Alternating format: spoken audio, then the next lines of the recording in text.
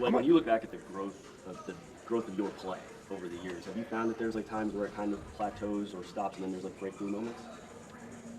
One more time? Like During the season or my? What the? Real talk, Dak. What? All right, ladies and gentlemen, let's get right into it as the Dallas Cowboys talk Chicago Bears and their matchup against the New York Giants and things that they can do differently. Let's go ahead and listen to all the players sound off with our Week 2 sound.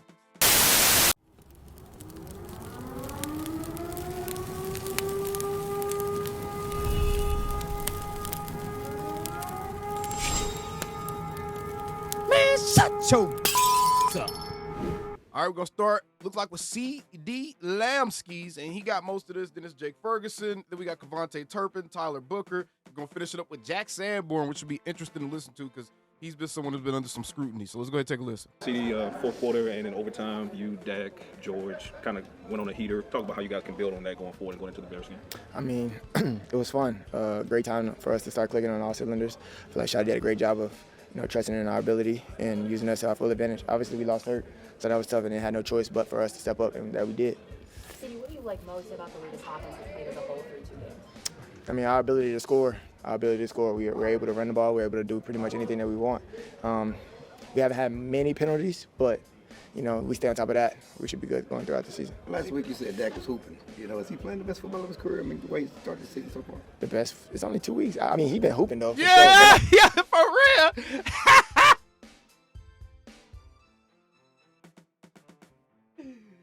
Yo, CeeDee and these boys, they tired of these questions too, man. They tired of these questions too. He said it's only been 2 weeks.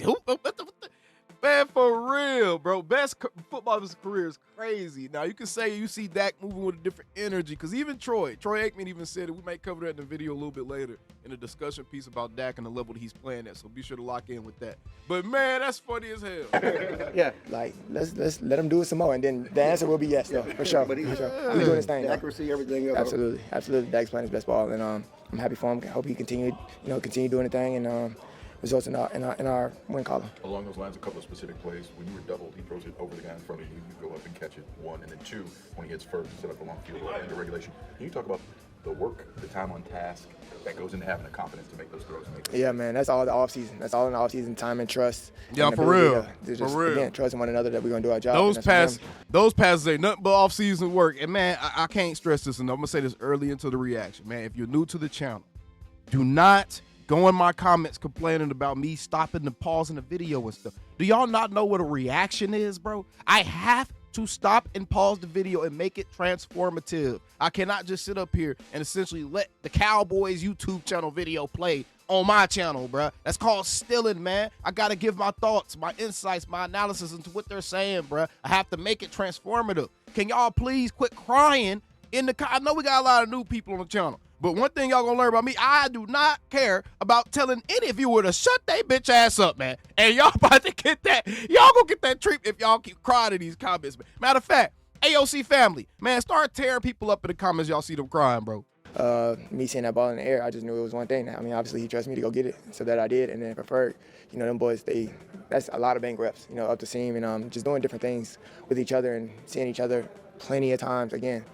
Asking questions in the film room and just getting on the same page. And then when we get out there, just do what we ask. Pick said yesterday, like, pick your poison with you guys because you got you and him on the outside, you got Turpin in the middle, you got Ferguson in the middle. It's all open. Yeah, it is. If you go look at the tape. What the hell did Clarence Hill just said? Did he stroke out in the middle of that question, bro? Man, y'all, let's do it this man, let's what? What did he say? Just getting on the same page. And then when we get out there, just do what we ask. Pick said yesterday, like, pick your poison with you guys because you got you and him on the outside, you got Turpin in the middle, you got Ferguson in the middle. It's all open. Oh, okay. Yeah, it was English, but it just sounded crazy. It was just like gargled old man talk or something. It was English, though. I heard what he said. He got Pickens in the middle, he got Turpin in the middle, he got first. Yeah, I heard what he said, but damn, that just sounds crazy, Clarence. If you go look at the tape, somebody open at least one time. If I'm not getting doubled, I'm sure I am. If GP got one-on-one, I'm sure he is. Yeah, I'm on Clarence' ass. Anytime I hear that walking mothball ask a question, I'm listening. I'm tuned in, bro, because, man, you've been messy. You're an agent of chaos, and not the good AOC, the bad AOC. If Turp got one-on-one, I'm sure he is. If Ferg got one-on-one, I'm sure he is. So it's fun to be on the offense like that, and I feel like for us, we just got to keep building. I mean, again, it's only been 2 weeks into the season. I don't want to toot our own horn too early, but we got to keep working, keep doing what we do. And we knew that going into the season that we're going to have a good start to the season. We just got to, keep our head down, keep the main thing. Shotty, what was Shotty like today in practice? What was Shotty like today at practice? Man, we trying to get some things done. We ain't here to mess around, man. He's hard on us, obviously. Oh, I love it.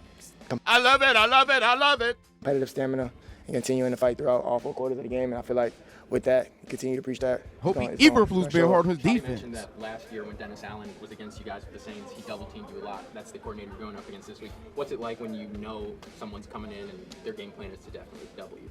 I mean, I'm still going to go attack. So I see the double. Even if I do see a double, depending on the route, I'm going to win and do whatever I got to do for my team. If I got to take 2 guys, everybody else know that they got one-on-ones. I mean, that's pretty easy, especially if we get a week's notice. You know what I'm saying? So just very entertained by that, excited, and excited for the challenge. CeeDee, has there been some specific, as you prepare for the Bears defensive backs, has there been any specific across the ball this week? I mean, in terms of their Andre Curtis and Eberflus and the guys that know their DB personnel so well?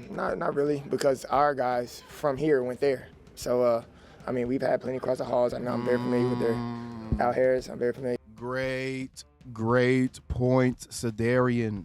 Great point, Sedarian. Al Harris did go over there. Great point. With O'Shawn, I'm very familiar with a couple guys that's out there playing. Right. So just studying the film that we had and just going in and really just telling the guys as to how the technique is being played and how we should run these routes. Just giving my input, essentially. Obviously, I let the coaches do their thing, but as for me, just the things that I've experienced already and I already know, just telling the guys so they be aware and go from there. So are you at the point of just expecting to be double teamed now often? Yeah, no, it's to the point to where like I'm not surprised. So if I see a double team, I'm like, okay, cool. But if I don't, I'm like, all right, bet. Then we'll come back to that and we'll have some fun. Is there like a comfortability maybe you've gotten with double teams? Maybe there's things you've learned, nuance on how to handle it? I mean, this is not my first time getting double teamed in my life, I will say. So as far as being double teamed, I'm kind of accustomed to it. It's just, I mean, it's not like it's not impossible to beat a double team. You know what I'm saying? And I'm a firm believer in that. That's always been my mind. It's not impossible to beat a double team. We were told it was impossible to beat a double team as it pertains to somebody, though. I'm gonna keep watching my video. TP, if you watching, you know who I'm talking about. So as for me, it's just trying to beat a double team, and for my guys, they just got to go be one-on-one. So. We were talking a few minutes ago about how somebody open on every play. Yeah. What kind of responsibility goes along with that for you guys on offense?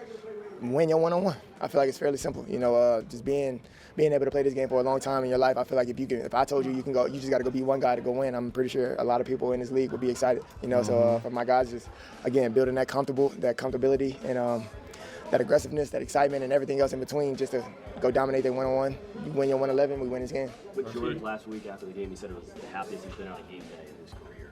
How do you see that? How do you sense that? I'm happy for him. I mean, we were having fun out there, obviously. Hey, shout out to the Dallas Cowboys YouTube channel. Y'all made this reaction way easier this week because last time I had to go pull up 18 different videos to get all the player sound. Y'all put it all in one. Are y'all watching my channel? I don't know. Once we seen that the toll or the momentum of the game started. If y'all are, please keep letting me eat. I support the blue and silver. I support what the Dallas Cowboys YouTube channel got going on. Please do not start tripping on these reactions. To switch in our favor, and it was fun. I mean, we took it and ran with it. Obviously, we built that momentum on our own and being able to come together as a team and, man, lock arms and go ahead and do what we do. And that was a winning game. And, I mean, it was rough, but at the end of the day, it's all about winning in this league. Even though as far as fitting in, how would you describe what you've seen as far as that man don't got to fit in. He stand out. GP is a hell of a player, man. And there's plenty more excitement where that's coming from. CeeDee, Dak was saying that last week after the win, Brandon Aubrey should have his own hype song because he's like a closer. Do you have a hype song that you go to? Do I have a hype song? No, absolutely not. I love music, though, so that list is pretty long. Who's your favorite? You always, man. No. Appreciate that. Field goal kick. Field goal kick, you need a square toe shoe for that. I can drop kick. I can drop kick. Dak kicks. I mean, we just mess around here. Yeah. Pretty hard though. I mean, it's not as easy as people think. No, I mean Aubrey's level. Yeah, I mean I can drop kick from man, the 10. they playing. The reporters over here. The reporters trying to be friends and buddies with these boys, and I get it. You need relationships to get real information out of people. But man, start the damn interview, man. But anything outside of that is no good. How amazing you get when you see what he's doing, just like over and over again. Yeah, I mean it's unbelievable what he does, and you know I always say it's crazy what he does, but also his story and how he got here is pretty unbelievable, and so props to him, and it's awesome having a guy like that.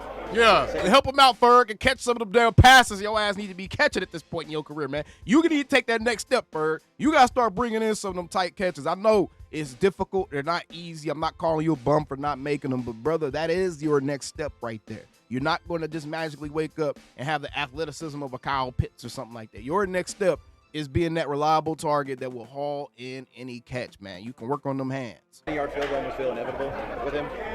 I won't say anything. I won't speak on that. I'm very superstitious. Very.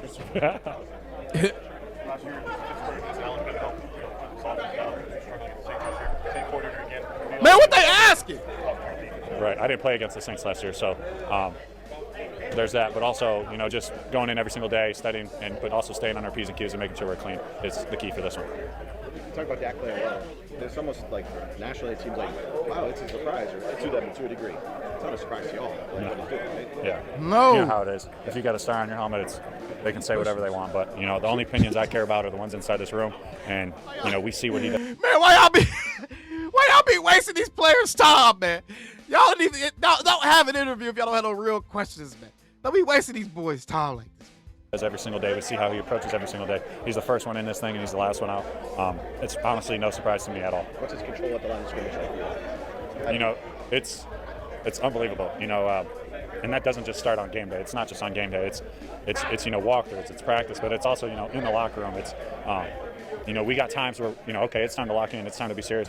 But also some of that also goes back to what we do off the field, how we create those relationships as men, and getting closer to Dak on a personal level and also on a football level, it just makes it that much easier to trust and that much easier to say, hey, this is what I need from you and this is what you're expecting from me. And, I'm not taking it any wrong way or something like that. I just know this is what he needs from me for us to be successful. We saw times with McCarthy and Dak obviously gelling really well. And Dak would talk about the Thursday night meetings.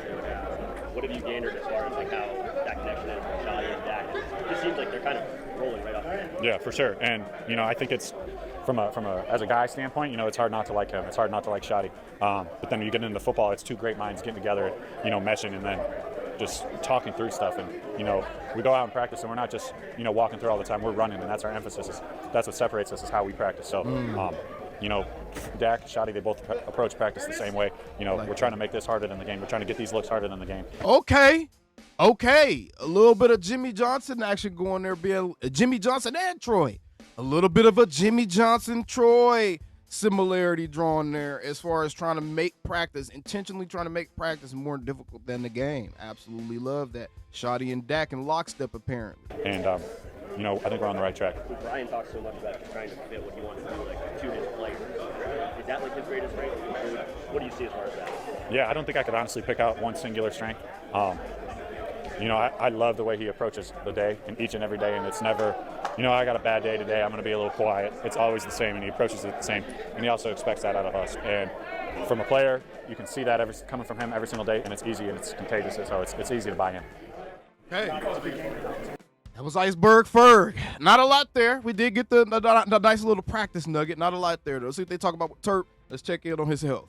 I'm good. I'm feeling good. So the plan is going there, and play.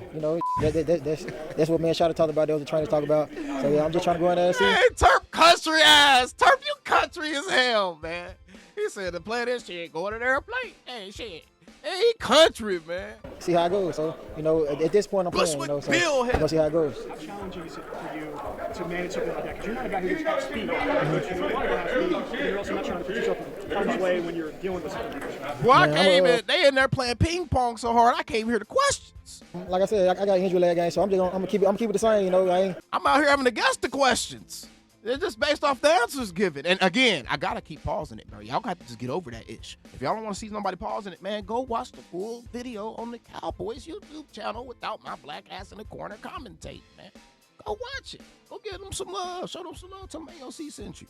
I ain't never been injured, so I'm gonna go out there and play the way I play. So whatever happens, and they gotta take my whole show out of my socket for me not to play. So I'm gonna go out there and just try to be me. Are you fighting any pain, or is it manageable, or where are you at from that perspective? No, it ain't no pain. I think it's just like contact stuff. So I'm just going there, just try to be me and see what happens. Is it scarier because it's a neck injury? Nah, it ain't really no neck injury. It's basically like my trap. It ain't the neck. That way I ain't in the neck brace no more. So it's basically like my trap, like a stinger. So we really just trying to do what we can do with it. Can you bring us through what happened? I had heard of the Eagles game. I heard the Eagles game when I got hit on the kickoff return. My back of my helmet went into my neck. You know, that's when it been bothering me ever since the Eagles game. But like when we played them, it just reacted. Boy, there might be some nerve stuff going on right there, Turp. You might want to, you might be careful, Turp. When we played them last game, so we basically just trying to see how it goes with the contact and stuff. There's a moment in the Giants game that sort of flared it back up. Yeah, pretty much when I got kicked on the kick return. But the trainer stuff thought it was my neck and stuff like that. That's why they put me in a brace. But I kept telling them, basically just like it's my trap. You feel me? So nothing really wrong with my neck. Like scale of 1 to 10, how would you rate what the pain is? Right. It really wasn't no pain. Just like a big old stinger. Like it just stuck right there. So I say pretty much like a 7. It really wasn't like, it basically like a stinger, how you have a stinger in your shoulder. But I got it like in my trapezoid, so you know it hurt my neck and stuff like that too. You had any contact this week at all? Or like? I tried going there today and try to see how I feel. It felt good. You know, I'm just trying to go day by day. Wait, did he say I got it in my trapezoid? Hold on. Before I go, man, let me Google something real quick. Trap muscle. Full name. Trapezius.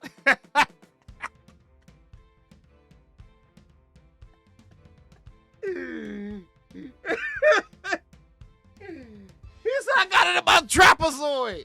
That's a shape, dog. See how it goes by Sunday. Oh man. Nah, the real test with me today was to see how I feel when I was, trying to block those guys, see how I feel, stuff like that. So like I said, the plan today, based on my plan. So, that's what we're gonna lead forward to. Is it something you can forget about when you're getting up to your top speed? Oh yeah, I ain't worrying about it. I've been told them like, if ain't nothing wrong with my neck, I'm good. If it's just this, I continue to play through that. I just gotta watch how I get down, not taking necessary hits. Last one. No, not really. It's just when people, when I get a massage and they big in it, that's pretty much when I really feel it. So I'm really just trying to go and just keep it off, keep people off it, just let it relax. Yeah. You're just a rookie. But all right, so Turp sound good. Oh, I'm interested to hear this one because, man, the young rookie been balling. Don't let PFF and none of these goofy-ass grading sites lie to y'all, bro. After I found out that PFF's grading system was essentially handled by a bunch of young intern nerds that essentially just sign up to be PFF analysts and they don't have to have any super real football credentials, anything behind them, bro. It's a bunch of, I'm not trying to be funny, bro. It's a bunch of Caucasian, young, probably not super involved in athletics, white guys looking at these games, bro, and going and grading these games manually with their eye. For them to properly grade these games, you would have to trust that these people understand scheme, responsibilities, technique, all that stuff, man. So you telling me that the entire football world is basing their grading system off of a bunch of 20-something-year-old interns, bro, that probably don't know half of what they're looking at and what they're seeing? I learned about what the process was like to be a PFF analyst, and I'm not impressed. Along your football career, who's been your most influential teammate? My most influential teammate, got to be J.C. Latham. Just somebody who I essentially grew up with. We went to IMG Academy and Alabama together. We both grew together. That's my brother. I love J.C. to death. That's my brother. So definitely J.C. High energy. Appreciate you. How you guys doing? That boy a professional. He the only one. How you guys doing? Let's see how long that lasts. Let's see if once he get to know how annoying our media can be. Let's see if it lasts. Just about Big Shirley today. Basically, yeah. Looked like you took a few snaps, at least early on, playing a little bit of center before practice started. Have you ever done that before? I've done it in practice before a couple times at Alabama, but just being ready. Never know what can happen. So the best ability is availability. How much more difficult is that to block after having the snap first and then block? It's very difficult. I remember the first time I snapped at Alabama, I just ran off the ball. I didn't even snap the ball, so I got to remember to snap the ball first whenever I'm at center. I played okay, definitely a lot of room for improvement, but the most encouraging thing about this past weekend is that I saw myself get better at some things that I struggled with the game before, and as long as I'm getting better week by week, I can't be mad at myself because I know I'm giving my all on and off the field. Hey, man, great. This dude's gonna be one, man. Hey, mark my words, Tyler Booker will be an All-Pro for the Dallas Cowboys within his first rookie contract. He's gonna be an All-Pro. Product for my teammates and this fan base. So as long as I'm getting better, that's the main focus, getting better every single week. Listen to him. And then look how intense he is. He's staring people right in their eyes, bro. Really just running off the ball. I'm very, very critical of myself on technique, but at the end of the day, it doesn't matter unless you're running off the ball. So I feel like I ran off the ball a lot better this game. What have you learned about going to battle with Dak Prescott?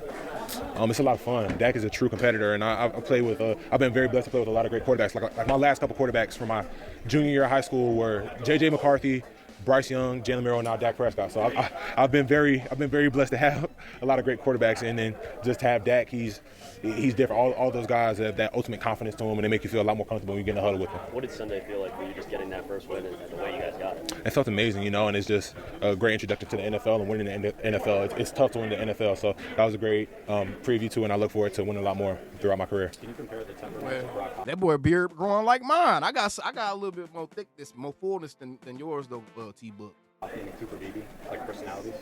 I think Brock is a little bit more intense. You know what I mean? Yeah, I use the word intense. Brock's a little bit more intense, and Cooper, he has all the confidence in the world, and I'm wishing him a speedy recovery. Is there a bigger trash talker in the locker room than Brock? I haven't found him yet. Is it unsettling at all so early in your career to have a center change out the position next to you and have to communicate with a different teammate? Not at all. That's what football's all about. It's all about next man up, and Brock and I have taken snaps next to each other throughout OTAs and in training camp, so him and I have a familiarity with one another, and then also Brock has just been. And that's been the beauty of how Brian Schottenheimer did everything. Y'all don't let that miss y'all.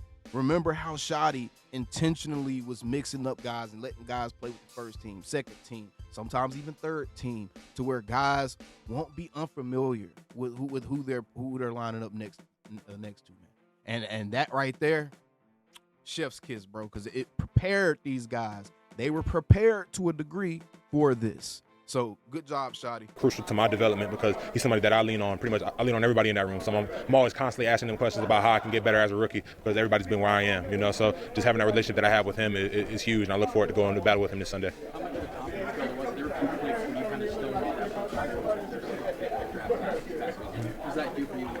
I can't hear none of the questions. I can't hear it either, y'all.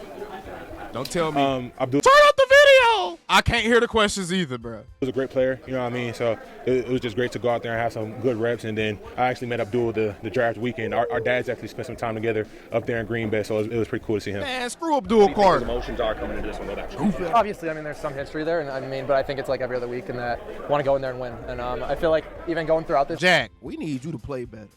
We need to see something from you, Jack. We need to see something from you, Jack. This week it feels like every other week, and hasn't really said anything about that specifically. Obviously, he knows a lot of the guys on the opposing team in that. But other than it being a huge moment, a huge thing, no, we're not really getting that. The Bears fan base growing up there. The Bears fan base were playing there. How do you think they're going to react when he comes out of the tunnel or when he's up there calling the game? I got no idea. I'd be shocked if they really kind of put a lot onto us. I feel like they were. So I don't know. I don't think that's what I said, bro. Why are the media asking these goofy ass questions?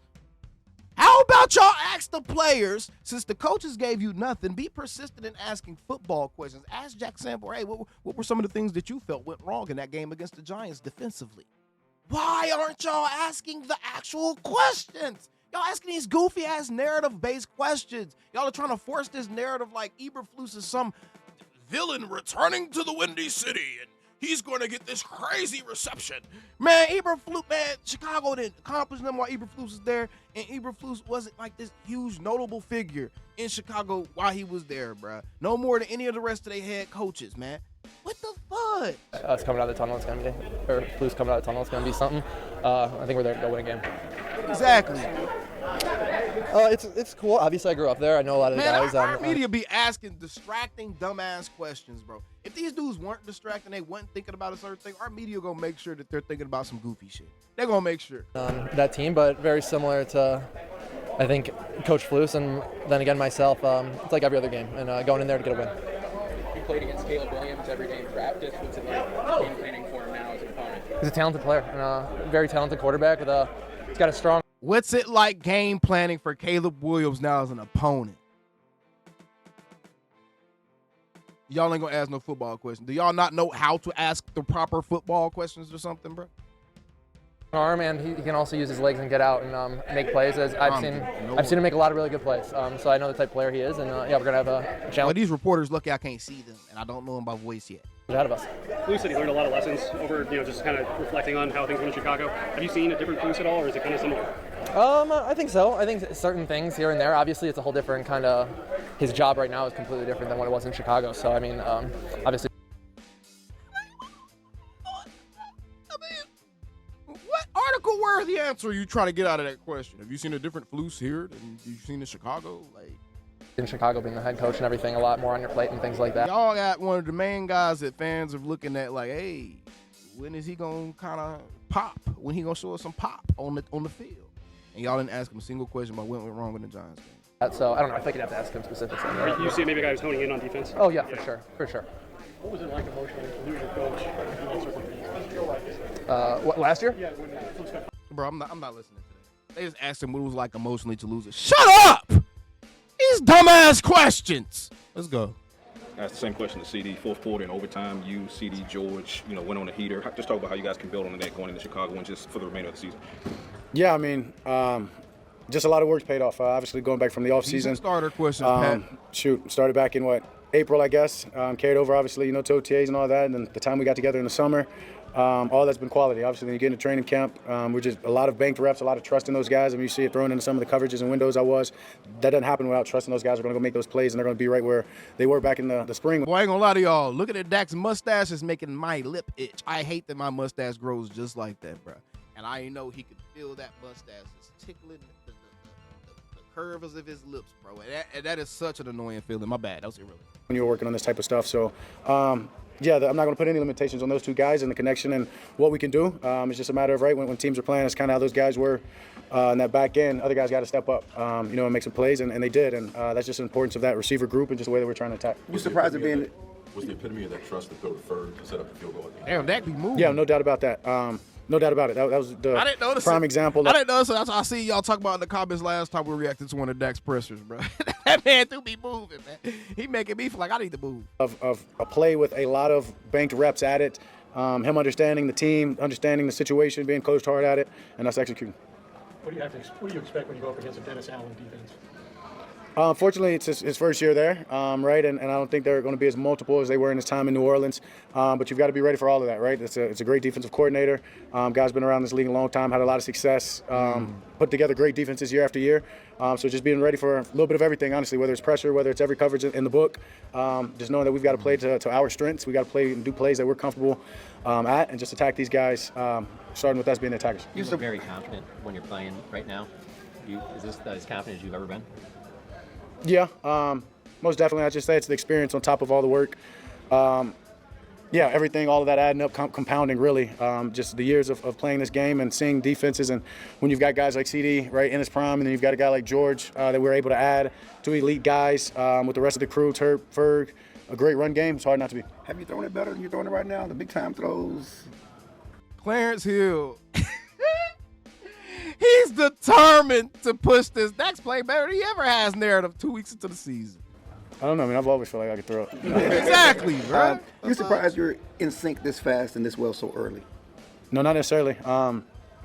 As I've just alluded to, it comes from the work. I mean, going back in the spring, these guys, right, being committed, everybody in this building being committed to getting better day after day, and you're just seeing a lot of that pay off. But the last thing anybody was going to be is complacent and say, hey, we're good to where we're at. We can just keep riding this wave, not by any means. There's meat left out on the bone. There's a lot of plays out there that we can make. And when you're hungry like these guys are, all of us are, you want to make every play. Yeah, I was saying, is it scary to think of how much better you can get if you're doing this early? I mean, the more time on task. Is it scary to think about how much better you can get?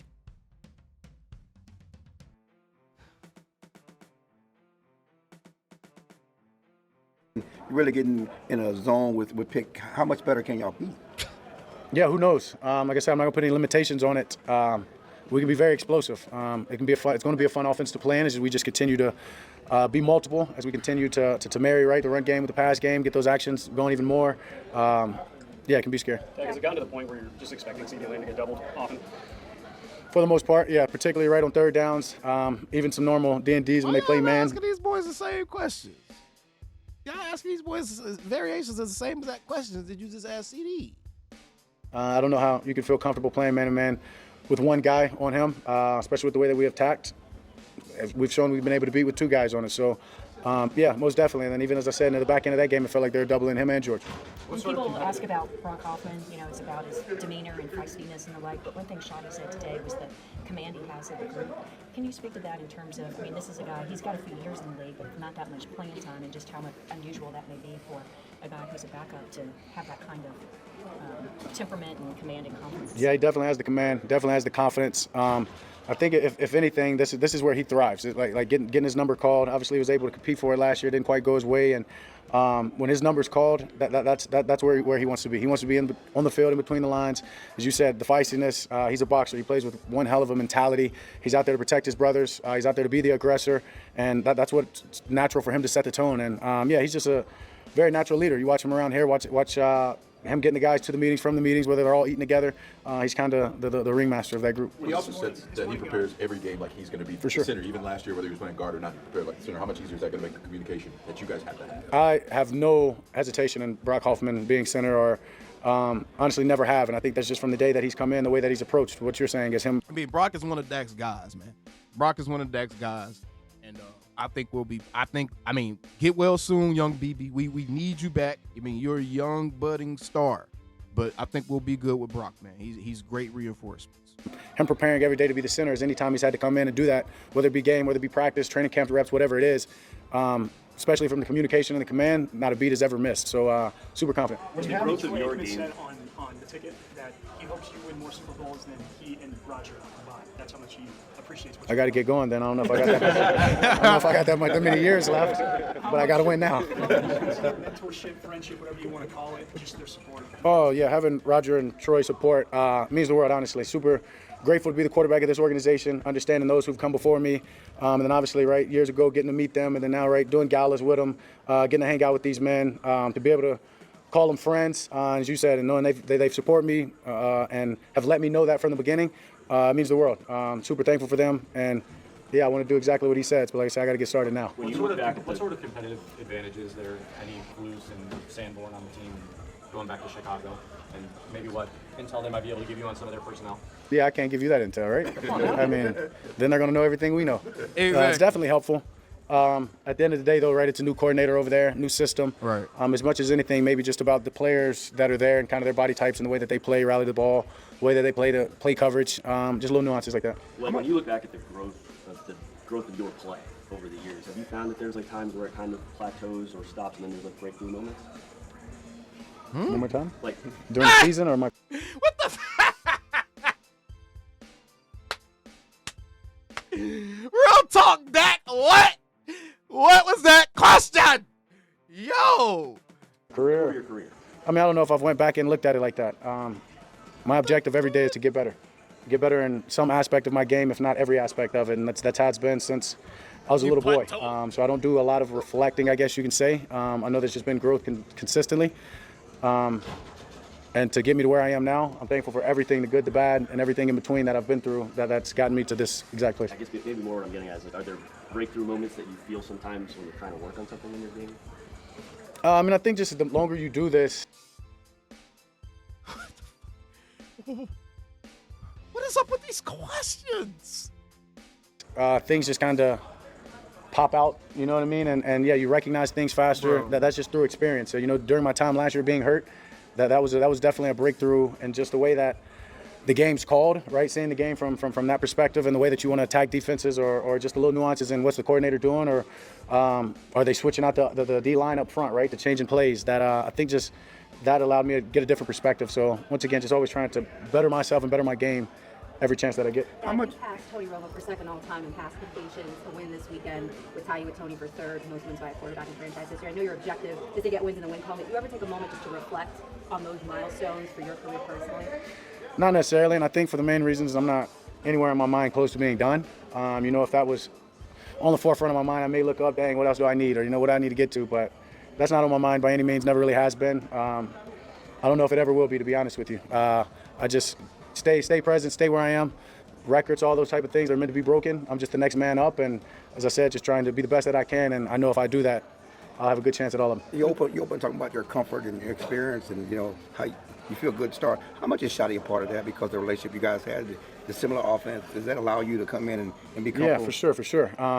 Yeah, getting to year 10, I don't know if I'd have the same comfort level if we switched the whole offense up and said this is the kind of style we're going to go with versus what we've been doing or what I've had strengths at. And so Charlie's a huge part of it, calling plays and him knowing my strengths, my weaknesses, things that want to work on, challenge me to work on those things that allow our game plan to open up, and then calling things to my strength. Not only mine, just the rest of these players in here. And so I think just to your point of him being here in these past years, he knows the locker room and he knows these guys' strength and he knows how the season goes and how many of us react and change up through the season. So I think that's a huge part of it. Do you feel like you have to remain patient as the offensive leader as this defense continues to evolve with a new coordinator, new players still coming in, Clowney 1 week, Kenny Clark earlier in the year, Micah being traded, injuries to Lamb, like a lot of Y'all could not help yourselves. Y'all had to slide Micah's name in his mud. people on defense. Bro. Much more consistency in offense. I mean, I don't know if patience is the word rather than having their back. That other unit over there, right, whether it's growing pains or whatever it is, I've got a lot of confidence in them for one. I mean, I practice against them often. I think for one, they've just got to communicate, and I think you'll see a lot of those big plays lessen immediately with just pure communication. So for me, it's just about continuing to do what we do on offense and trusting that those guys, starting with Flus down, are going to get it right. And when that happens, to Clarence's point, it should be scary. Dak, far more often than not in your career with the Cowboys, you've had a strong 2 elite running game. Zeke and Tony. Last year, struggled on the ground to get things moving. This year, Javonte in the rushing attack is one of the best in the league. Just talk about the value of having that and what it does for the passing attack. Yeah, it's everything. Everyone likes the passes, likes the pretty plays and the pretty throws, but football is one up front and it's one in the run game.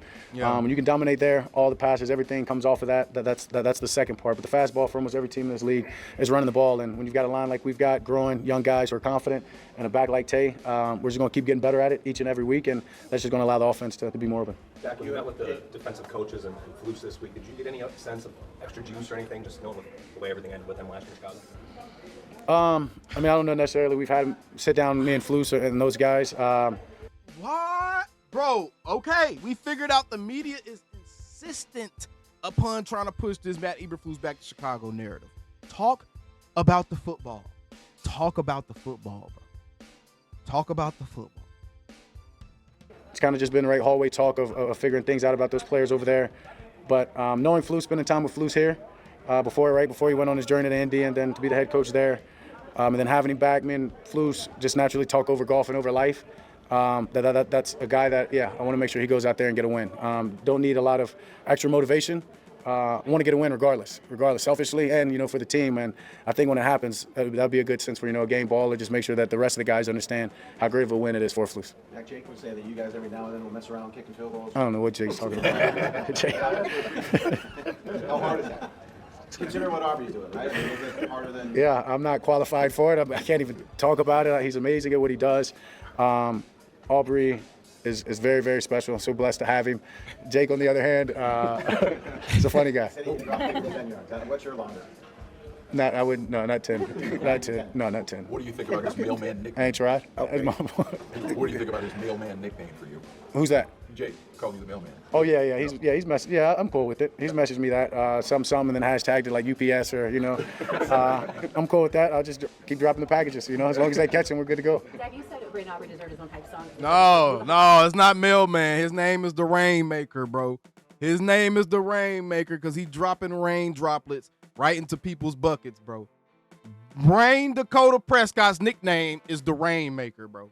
Song? You have a go-to song that you like to repeat before game? The Rain Man or the Rainmaker, one of the two. What kind of music do you want? Whichever is your favorite. I don't even know if I've got a favorite. I started from the bottom, obviously from Drake. Then I can go Train, Me Virginia, Drops of Jupiter. I can go country, some Darius Rucker, All Right, Wagon Wheel. I don't know. I can keep going. Very eclectic. Yeah. Very versatile. Very versatile. Yeah. A little Coldplay. I can keep going. No, Shabuzi. Yeah, Bar Tipsy, of course. That was all. Oh my God, bro. Clarence Hill, old ass voice beat. You guys have individual player introductions before the game. What are your thoughts? Instead of doing the team thing? Yeah, well, we did it once in 2020. I want to say maybe a game or two, right? And it was COVID. Wasn't quite the same, so we just went back to that. I'm excited for it. I think it's more for the fans than it is for the players, honestly. Shadi had asked the leadership about that, and we kind of flipped it back on him, like, what do you want to do, And he said it, right? It's cool for the players, but also for the fans. And so not much to it, I guess. Just excited the guys get to, get that moment. I like that Shadi is invested in the fan experience. The guys probably grew up watching the NFL, and that may be their particular, moment that they couldn't wait to get. So to be able to do that, and people have that moment, it's awesome. All right, so that's my player interviews. All right, man, that was all the player interviews for Week 2 headed into Week 3 against the Chicago Bears. Let me know your thoughts about all this stuff down in the comments below. Y'all have already heard my thoughts. This video is long, so I'll see y'all on the next one, man. Calling me, texting me, paging me, asking me, am I still them boys? Y'all usually check on me. Listen. I'm still them boys. Hey! Woo! Shut up, my boy. Hey! I'm still them boys.